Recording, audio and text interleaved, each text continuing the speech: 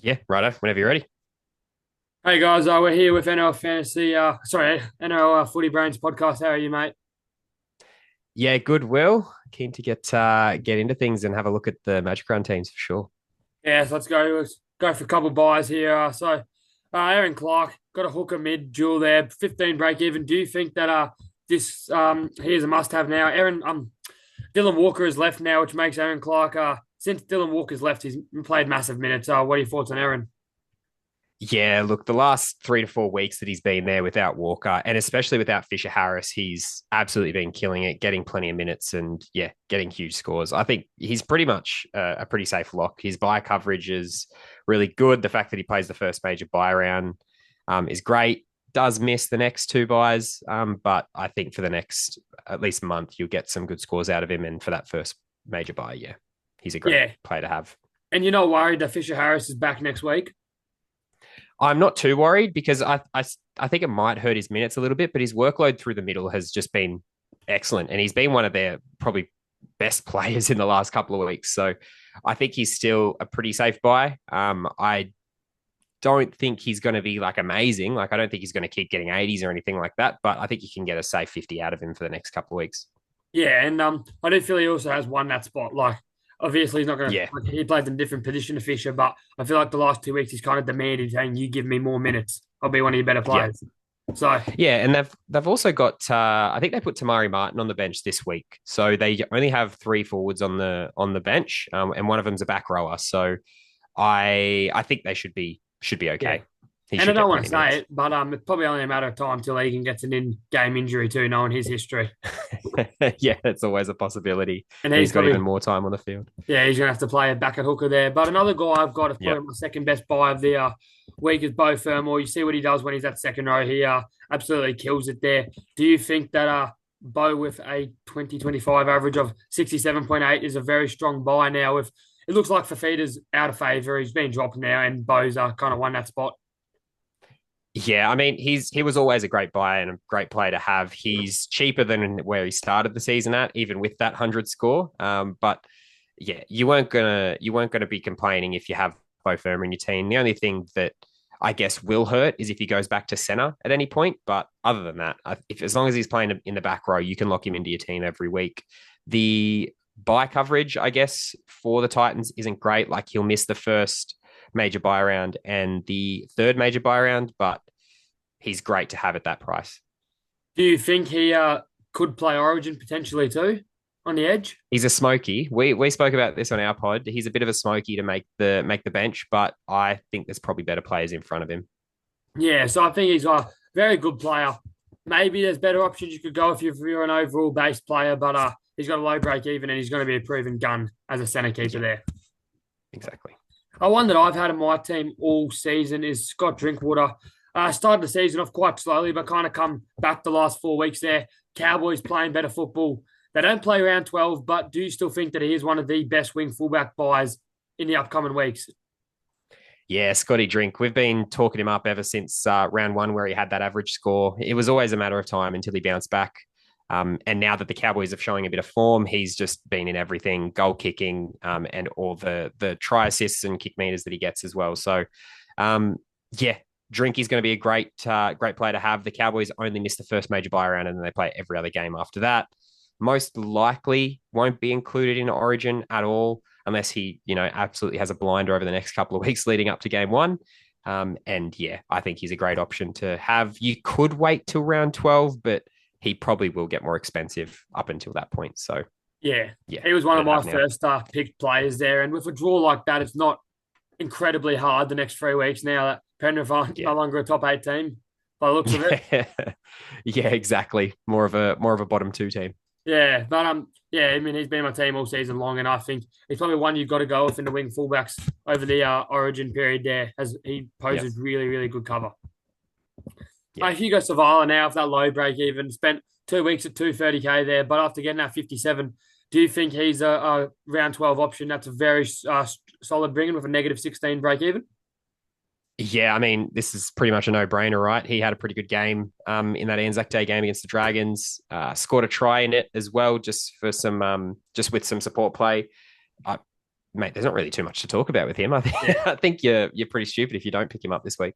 Do you know when Sam Walker is due back? Is the only thing. Yeah, I think it's like round 14 or 15. And I mean, even then, he's got a negative 16 break even. You've got to Yeah. make at least 100 to 200K off him over those weeks. So, yeah, it's a no brainer. And knowing Trent, he could maybe win the spot over Sanders Smith. Unlikely, but you never know. Mate, what is it with Sanders Smith? How does he go from like an average Yeah. scorer and then comes out last week and scores, what did he get? Like a 70 or an 80 or something like Yeah, that with a 75. sin bin? Like Yeah. it's when everyone traded him. It was like 12% of teams traded him that week. It absolutely burnt me. But Maybe he yeah. captained himself. He's like, I got to actually score points this week. Yeah, exactly. Yeah, Oh, I dear. think Hugo's close to the buy of the week there. Yep. Fletcher Sharp, where do you sit on him? I've got him as a very good buy this week. He's just so consistent, like tackles well, has such a good base there. Does go over for a 4-pointer very often too there.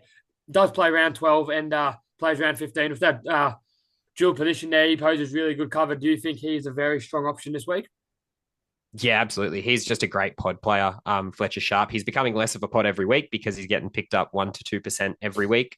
Obviously, you're not going to get him at his cheapest, but he'll give you basically a consistent 50 as a halfback, and you can slot him into your winger fullbacks, which is awesome. So yeah, Fletcher Sharp is great. Any Knights players are great as well at the moment, just because they've already had their bye. Their next bye is round 18, so you'll basically get most of the Origin period out of them.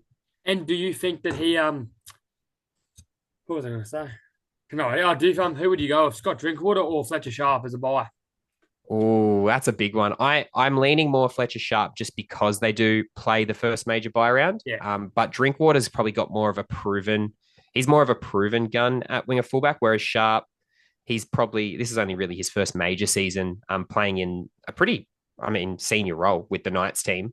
But I think I would lean Sharp just because you get more games out of him. I do think Drinkwater has more of a higher ceiling considering he's playing on a much better side at the current rate they're going at. Yeah, and he has the goal kicking as well. So he does have that, those high scores in him. It just depends how the Cowboys play because they're very up and down at the moment. If everything goes to plan like it's been going, that round 12 matchup will be a shit show. Penrith versus the Knights.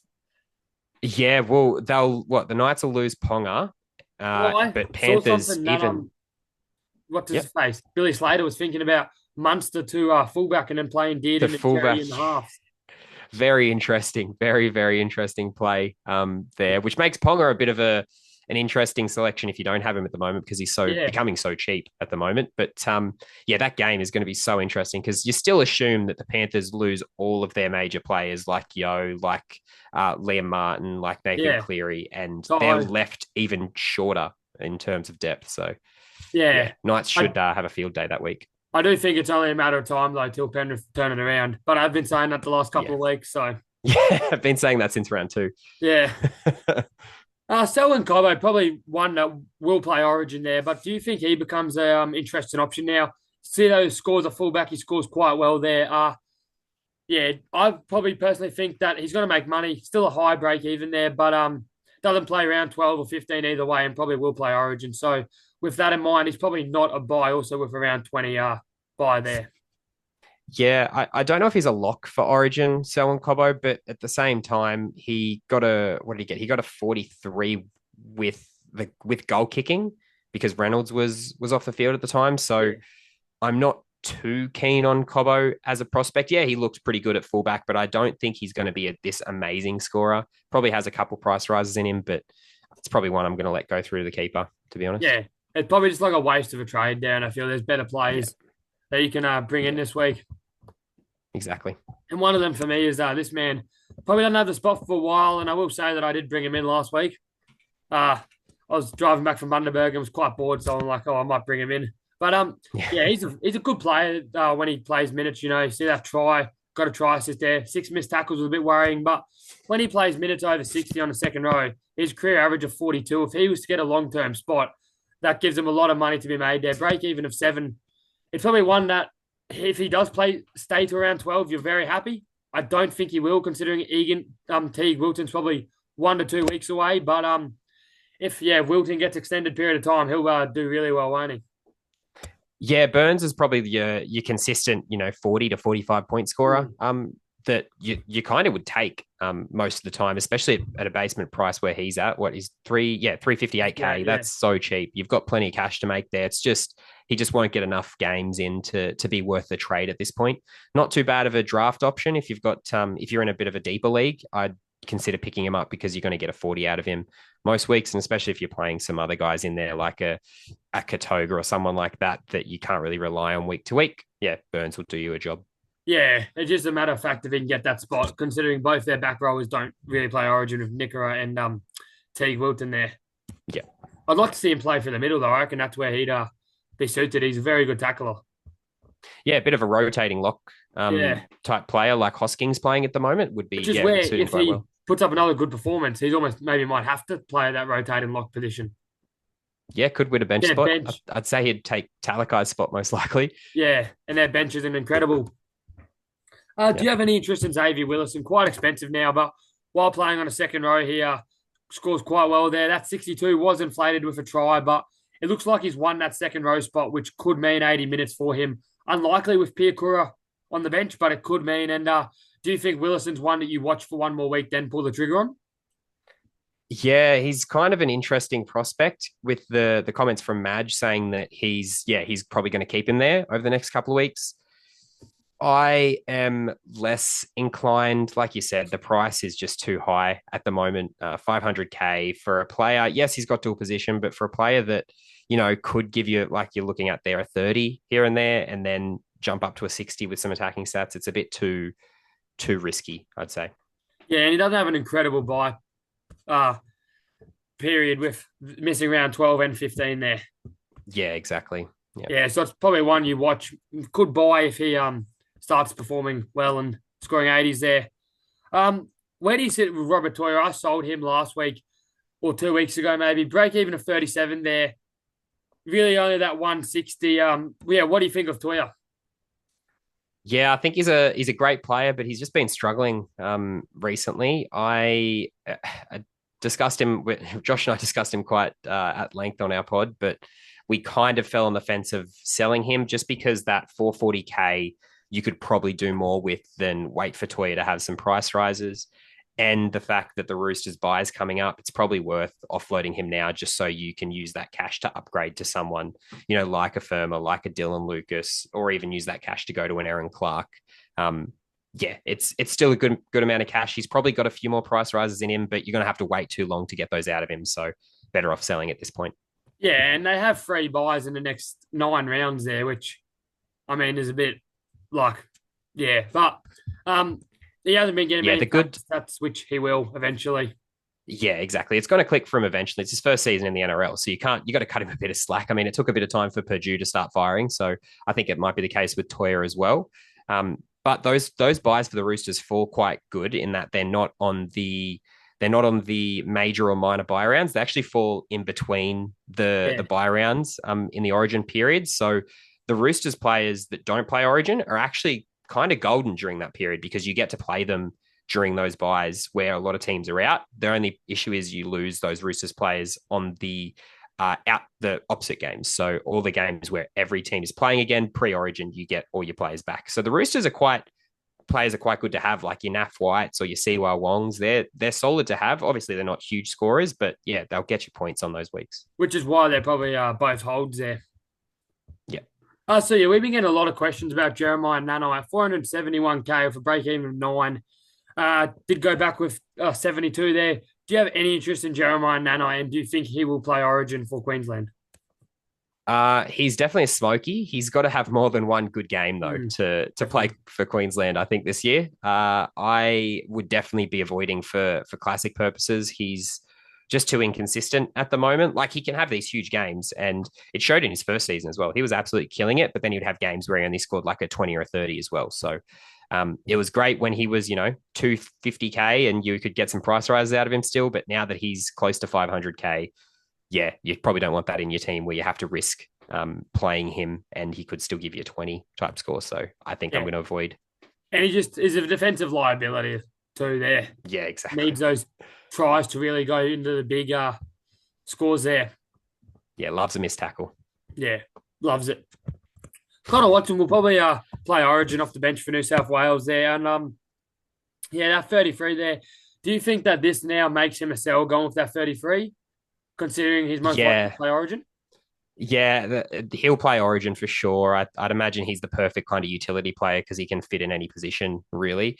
And the fact that he's off the back of a 33 coming up on a bye, and like I discussed before with the guys like Naf Whyte and Wong being holds, because he's playing Origin, he misses additional games to those buys. So he will miss more than the three buys over the next 9 weeks. He'll probably miss maybe 5 to 6 games over the next 9 weeks. So yeah, Connor Watson looks like a pretty safe sell at this point. Well, he could play one of the next 9 weeks if he doesn't back up from Origin, which he should. But That's if he also doesn't, exactly yeah, if he gets rested by Robbo, then yeah, you miss even more games, which is disastrous if you hold on to him. yeah, and you can use his price to bring in like an Erin Clark or a Wayde Egan if you need a hooker. Yeah, that's probably the most popular trade this week, I'd imagine. Just a straight swap from Watson to Erin Clark. Yeah, because he's Seems to still play. owned by a fair few people there, 18%. Yeah, He was yeah, higher on the exactly. sell list. Yeah, so Nafafu White, he's one that has been so inconsistent this year. Well, pretty consistent, but the last couple of weeks have been a bit inconsistent there. Do you think he is a hold with considering that he has such a golden buy schedule there and should get bigger minutes when your likes of Angus Crichton and that are out? Yeah, I'm. It's kind of hard with Naf White because he's made so much cash that you kind of want to use that money to go to someone better around that price. But because of all the buys coming up and the players that are going to be away, he leans into being a player that should benefit from those extra minutes in the team. I would lean towards holding him for now. Obviously, it'll hurt in the short term. You'll probably see his price dip a little bit, but it's going to probably be beneficial over the Origin rounds, and you don't really want to be wasting trades during that time as well. So I'm leaning towards holding Naf White if you have him. Yeah, and I do think finding five middles and edges for the first buy round is pretty going to be pretty hard. And I think if you have Yeah, White who can play in both of them, you're going to do that'll do your world of good. yeah, that dual position is going to be golden for round 12. Yeah, and I mean, not many people own roosters anymore. So around 14 and 17 aren't as killer anymore because like you'll be selling your likes of Watson soon and then the Toyas and that. And if you hold two in like maybe Smith and White there, you'll be all good. Yeah. Kayln Ponga, he's so interesting. What to do with him? Personally, I think he's leaked way too much cash to sell. If he doesn't play Origin, he does play 12 and 15. And with that wing fullback spot being so hard to fill for any round, let alone round 12 there, I do think that makes him a sell. What do you think of our Kayln Ponga? So I do think I Yeah, look, if you've held him this far, you're holding on for dear life for sure. Like you can't sell him now that he's lost 200k. I don't have him at the moment. I know Josh does, and he's holding, but I am waiting for him to plateau at the moment and then buying him to pick up Ponga, and then even the likes of Turbo, who's also at a similar price. If you can pick both of those up for 500k or less, you would be absolutely cheering because they are guns on their day that you would absolutely have in your team any other time of the year. It's just because Origin's around the corner that it makes it a bit questionable. But if you can pick them up for that cheap, I feel like you just have to go with it and just chuck them in the emergencies during Origin if they get selected. So if you have Ponga, I'm holding. If you don't have him, keep a close eye because I think he's got a 60 odd break even still this week and could get even worse if his form keeps going the way it is. What do you think what's going on with Ponga? Started the season off killing it. Yeah, I think it's just the Knights in general. They've just been pretty lackluster, and Ponga doesn't seem to be getting involved as much as he did in the first couple of weeks. Like he used to have the ball and run at the line quite a lot. Whereas if you watch the last couple of weeks of games, whenever he gets the ball, he just shovels it on to the edge and lets them do whatever they want with it. He doesn't seem to be taking on the line as much and trying to break tackles. So I think he needs to just step up a little bit and take a bit more responsibility in the team and try to run the ball a bit more because he's playing pretty defensive at the moment and not really looking to attack. Let's hope for the next couple of weeks Billy has a chat to him and just be like, Kayln, mate, you got to be taking on a line if you want to play Origin this year. Yeah, I think I'd prefer Billy doesn't chat to him and he doesn't play Origin, and then I can pick him up for cheap and play him over the next few weeks. So Pearce-Paul is one that has kind of gone to next levels this year, average of 54.6 for the season. What do you think about him being a very good option to go with for the round 12 and 15 buys when they are playing there. Yeah, he's a great option to have. I think most fantasy coaches that played last year are probably scared off because he Mm. had the games where he was really good and in really good form and scoring plenty of points, and then he had that period where he absolutely slumped back. Like if you change those stats to 2024, you'll see early in the season where he started to get 80 minutes, he was getting 50s, 60s, and then you look at the mid-season, he starts dropping to 30s and 40s, which were really no good for coaches. So you can go for Pearce-Paul, but I think at the price that he is now, I'd probably prefer to spend about 20 to 30K more and just get Dill Lucas, who seems to be similar to a Beau Fermor type and a proven gun. Yeah, and he loves the missed tackle too. Look at those numbers. Yeah, absolutely loves a missed tackle. Yeah. But yeah, I just think it's probably, yeah, everyone's scarred. 672K for Kai Pearce-Paul is way too high in my eyes for someone of Pearce-Paul's caliber. Yeah, very steep. And what's going on with the NRL these days? Dave Fifita dropped is ridiculous. I think he is one of the best edges in the game. And you kind of saw it with that game against the Dragons. He was clinical. 10 tackle busts, 4 offloads, a try assist, a line break there. And what's going on now? Like, why has he dropped? And do you think he's a sell now that he's dropped completely out of favour? Yeah, it was only 2 weeks ago that we posted on our Instagram to buy David Fifita and Jaden Campbell, and then a day later they were both out injured, and we were quickly changing the post to make sure people didn't buy him. But yeah, it's kind of crazy how quickly it can turn. I think Fifita, if you've got him at the moment, I'd probably consider holding him because it's only a matter of time till he comes back in, and at 670K, you're probably got him at his cheapest. He's only going to really go up in price from here on out, unless he plays off the bench, 20, 30 minutes off the bench again. But I doubt that that's going to be the case if he comes back into this team because he's not injured anymore. He's just out of favour. So I would prefer, if you had Fifita, probably holding and hoping he comes back in the next week. The thing about that game in round 6 is that was the only game he ran over 100 metres, and that's where he got those tackle busts and those offloads there. So, like, you know what David can do. Everyone knows what he can do, and he's been an Origin superstar. So, yeah, I do agree that maybe you probably hold him this week, see if he's going to be back next week after the Canterbury Bankstown Bulldogs put an absolute clinic on the Titans, is what I would assume happens, and see if he can be back next week because I don't think Chris Randall's much of a proven edge. Yeah, and there's no way that Desi can keep him out of the team for long periods of time. He shows that he's way too good to be kept out, and the Titans need some guns at the moment because they are very short on firepower at the moment. So, yeah, it's only a matter of time till Fifita comes back, and he's out of favour with Origin as well, so he'll play over the Origin period. Yeah, and last year he's absolutely killing it. He's killed it his whole career. That is to be fair when he gets those minutes. Exactly. So Starford Toa has had a very good season, and I've seen something that when he scored that 100, it was up against the Cowboys, which was the Valentine Holmes, and he's up against Valentine Holmes again this week. So, right. Yeah, if an average of 44 in Galvin back, do you believe that Toa is a sell or is a hold? And if you wanted to sell him, is it a good sell to Beau Fermor? Yeah, this is an interesting one because I've been running this over in my head multiple times a day, really looking at my team because he's at that perfect price to sell Toa because he hasn't really averaged this high ever in his career.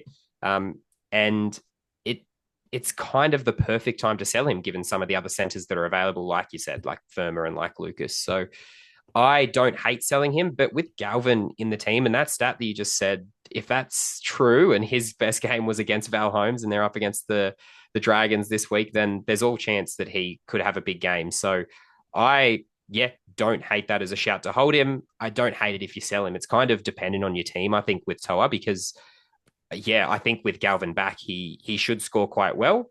But there is a lot you can do with 510K with some of the players that are around as well. So yeah, don't hate it either way, to be honest. Yeah, and he's still got a high break even there. So I think it's either you can hold him or you can sell him. I don't see the Tigers putting 70 on St. George Illawarra Dragons like they did against the Cowboys when he got 104. But that flick pass was beautiful. He's a very good player, Toa is.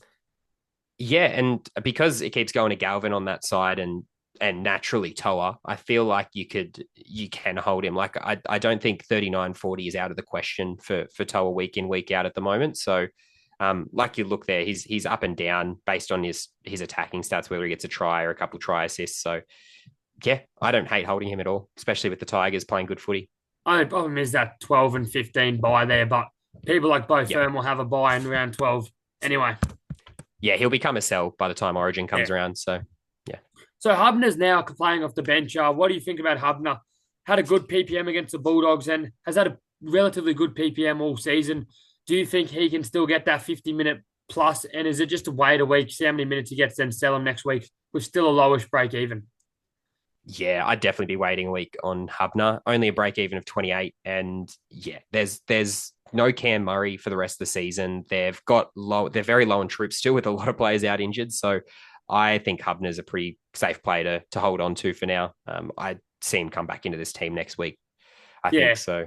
Yeah, wait and see for sure. Wayne's so big in him. Like Wayne wouldn't have got him in from the Dolphins and wouldn't have started him round one if he didn't think he was a good player. Exactly. I think Yeah. they're probably just maybe giving him ease now that he came back from a concussion. Yeah, exactly. Still a young player, and it was a pretty big hit, so it's probably fair to take a bit of time with him. And Yeah. he'll definitely be playing Yeah. sooner rather than later. Definitely one I would hold. Geez, Wayde Egan started the season at 553K. If you picked him up, you would have been loving that pick. Yeah, he's been unreal this year. Wayde Egan, best is he the best highest averaging hooker at the moment? I think he might It be would be, yeah. because the likes of like Harry Grant's been pretty average. Damien Cook, obviously moving to the Dragons, isn't playing 80 every week. So I'd say Egan's probably the best hooker to have at the moment, considering Connor Watson's been kind of up and down with his scores. Yeah, you're absolutely cheering. I feel like you could pick up Egan and play him for the rest of the season. To be honest, at the moment, the only issue with Egan is he has that history of concussions. So that will always happen in his game. Unfortunately, it's just a matter of when, not if it will happen, unfortunately, for Egan. So still a great scorer when he's on the field, will score well. Just, yeah, got to watch out for the head knocks. Would you be interested in anti-potting Erin Clark and bringing in Egan instead for that hooker cover for round 12? Oh, that's a very interesting play. I am leaning towards no, but that's only because of the dual position status that Erin Clark has, because you can chuck Mamazelis as a hooker and then move Clark to your mids. That's going to be pretty valuable during that period. So I think I'm still leaning Clark, even though Egan has shown that he can, score big scores on his day. And he has no chance of playing Origin for New South Wales? Wayde Egan, yeah, I don't think so. I think they're going to stick with the Robson, Connor Watson duo there. I do think he's good enough to, that's for sure. But yeah, I don't think he will. Yeah, the other one is Robson, actually, that I've been considering as well, because he had a pretty rough start to the season and has bounced back quite quickly. He scored 70 in his last 2 games, or 2 70s in his last 3. And yeah, the only issue is he's playing Origin, so you can't really pick him up at this point. Yeah, and they don't play round 12 anyway. Yeah. Do you think Sua Wong is in the same breed as Nafafu Whyte, kind of fallen off a little bit, scoring the last couple of weeks? Yeah, he's the exact same type of player. Has obviously dropped back a little bit to the pack, but he will be playing through the Origin period, and the Roosters have a great buy schedule for non-Origin players. So I'm leaning towards holding Sua Wong. I picked him up a couple of weeks ago, and I understand that his scoring has been subpar, but yeah, he's too valuable over the next few months to be a sell. Yeah, and I mean, I do think that 80, he has looked to offload the ball there, which I think is good for him. And players like that, it's only a matter of time. Like, he's already shown that he can put out those good scores. And I mean, you take 2 back-to-back 45s there, won't you? Yeah, absolutely. I think that's his base pretty much. Like that 40 to 50 type score, that's his base. And then anything that he does when he's having a good game and he's on and the ball keeps coming to his side, he'll be absolutely killing it. So he'll have days where he gets 50 plus, but most of the time it'll be, around the high 40s with him. And I don't think he's going to lose this spot anytime soon. No. Jacob Kiraz hasn't scored a try yet this season. And when he does score a try, he's going to go nuclear. Playing 12, 15 and 18, do you think he is the best buy this week to bring into your team to cover centre and wing fullback? Yeah, it's actually going to be obviously you're a bit annoyed because most people picked him up last week off of his big game against the Bunnies. But yeah, no bad time to pick up Kiraz. Um, Obviously has a bit of a high-ish break even, but 53 isn't out of the realm for him to score either. So Kiraz, he's going to be a great buy to pick up any time between now and the Origin period. So yeah, get him in. The thing that makes me excited about Kiraz is like you see those big games he had last year there, and it's also he's a very good tackle busting player. But Yep. it's that he was on free at half time, and the Dogs played atrocious, and they didn't even play amazing in the second half, and he was still able to put 32 points out of nowhere. So it shows that he's an absolute fantasy gun, loves offloading, loves running the football, and I think he's going to just keep going to lengths and lengths of his game. Yeah, and you look at his average in the centres compared to when he's on the wing, and I think his average on the wing is a couple points higher than his average at centre over his career. At centre. And you've got to remember the Dogs were not a good team but before this year. So the fact that he still scores quite well as a winger when the Dogs are bad means that he will be an absolute gun when the Dogs are in form again. So it was only the one bad game against the Broncos, and I think he can easily bounce back. I do think the Dogs will definitely bounce back too. So I think he's a very solid buy. And the very last one, Kitione Katoga. Do you think definitely hold him? Yeah, he's another edge that you can chuck in your centres. He's a hold for now. I actually haven't checked the Parramatta bye schedule. Do they play round 12? They play 12, Yes, but they don't play 15 or 18. Yeah, I think he's definitely going to be a hold till post that round 12 bye, and then you can look to sell him towards game 2. So, yeah, I'd be holding Katoga for now, unless he has another big game where he slumps. Like, what was last week? He was got a 20, not last week, 16. week before he got 16. Yeah, so I don't think that'll happen again with Kelmer out. I assume he'll get a bit more ball. Yeah, go this back week. to the right edge where Moses plays, and that's where he started the season. Yeah, let's just fingers crossed hope that he goes back to scoring, in the mid 40s. That's all we really want for him, right? If he scores 40 for the next 4 rounds in a row, I would happily take that and the price rises that come with it. Yeah, you milk him up to 550 odd K and then trade him too. There's a lot of falling guns going around like a Burton's or Hughes, Nickera. Like you got so many players there that are falling guns or even Ponga that's eventually going to start hitting. Imagine that trading Katoga to Ponga or Turbo in the next 2 weeks would be unreal of a trade. And sorry, just one last player. So, do you think Edwards has won that fullback spot for New South Wales, or do you think they're going to go for Tedesco or Pappenhausen? Yeah, we were debating this as well on our pod. Josh seems to think that they're going to go with Edwards. I think they might go back to a Teddy or even a Pappenhausen as a bit of a change up, but it's really hard to tell at the moment because they're all in kind of average form. Teddy's probably the player with the best form at the moment. Pappenhausen has been good, but he's also been held up by just how good the Storm are, to be honest. Yeah. It's going to be so hard to know. I think the next couple of weeks are really going to be telling in terms of who goes into that fullback spot for New South Wales. So I think, Teddy, I would say Teddy and Pappy are probably the closest, just considering, Penrith are last at the moment. Yeah. But you never know. Penrith could bounce back like we've been saying for the last 2 months and be the best team coming into Origin. I do think Edwards at 668K, you're playing a discount on him. And it's, as I keep saying, it's only a matter of time till they click. But you saw that 75, like, thing about Edwards is you know what you're getting. He's going to run big meters. He's going to break tackles. And then when he gets those tries and try assists, he's going to go big. And I think in a very tough round 12 wing fullback spot, he's a very probably underpriced keeper that you could almost go with there. Yeah, the issue is if you bring him in, then you've kind of got to hold him through the Origin period if he is selected. It makes it a really hard pick because he'll miss a bunch of games on top of those buys as well. So you could bring him in after his round 11 buy if he doesn't play Origin there in round 12. Yeah, exactly. If he's not selected for Origin, he's actually not too bad of a player to bring in. Yes, he misses the bye rounds, but at least he'll play in between.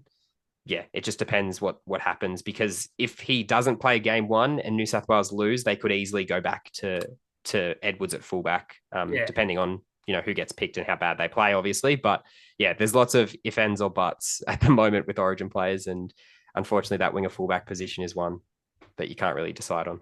It's not as set in stone as it was the last couple of years. Even the half position with Cleary, Moses.